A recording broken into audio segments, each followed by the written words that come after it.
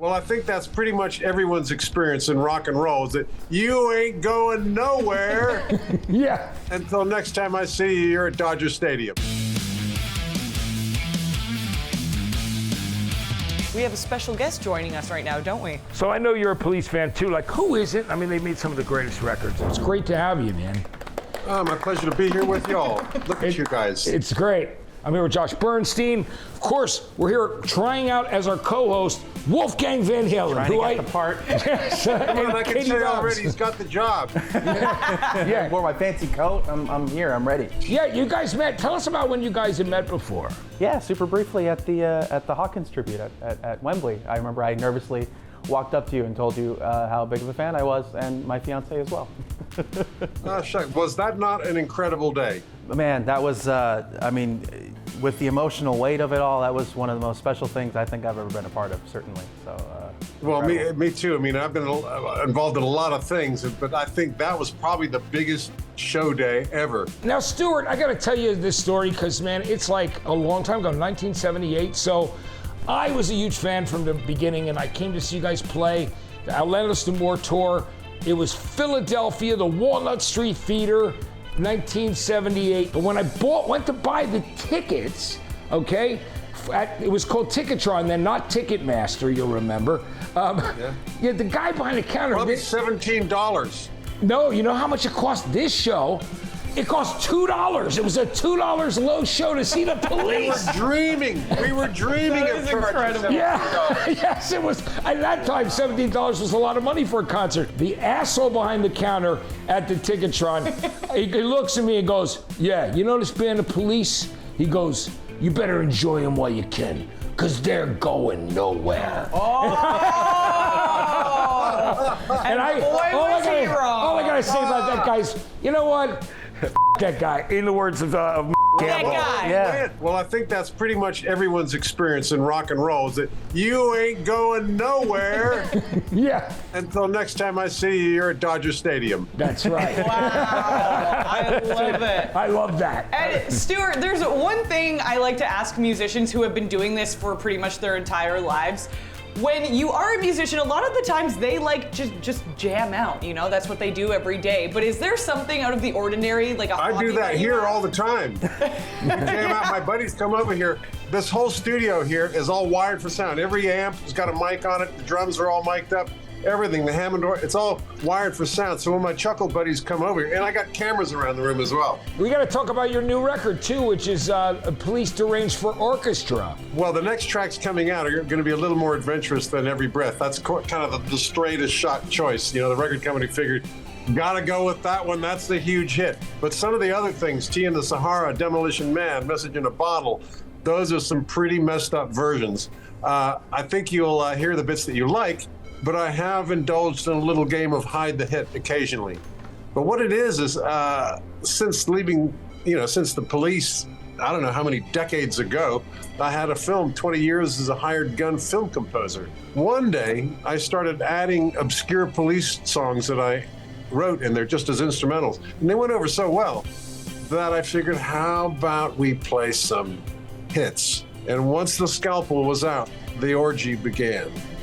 So that's how we get to Derangements, and that's how we get to For Orchestra. With me banging stuff as well, of course.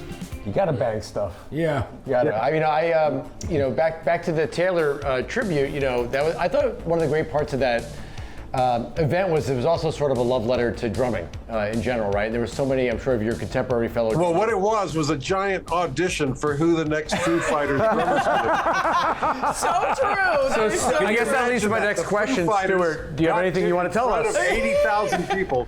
In front of 80,000 people, they got to get everybody from me to Chad to, everybody was there. Omar holding it down, Josh, everybody was there.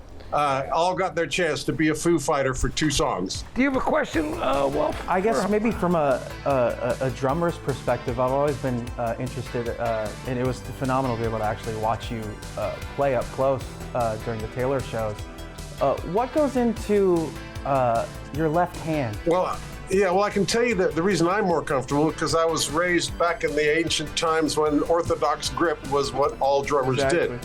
Now, the reason why all drummers did that is the history of the snare drum. The snare drum came from marching, and they would march with this cylindrical thing between their legs, and if it's like that, they're bouncing. But if they turn it on its side, there's room for their knees to move under it because it's kind of an angle. And so it sits at an angle, so this drum's like that. To try and play like this is uncomfortable, so they turn this hand around, so this hand goes like that.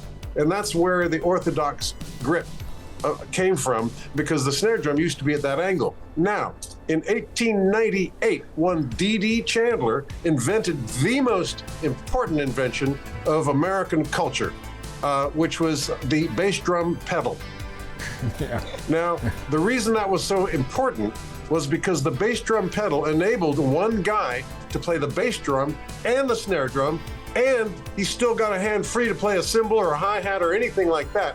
And therefore, what used to be done by 3 guys is now being done by 1 guy, which means groove in one body, holding these rhythmic elements together the way no 3 people can, and took us to the backbeat. But that backbeat, which is the most distinctive feature of American culture, derives from the invention of the bass drum pedal.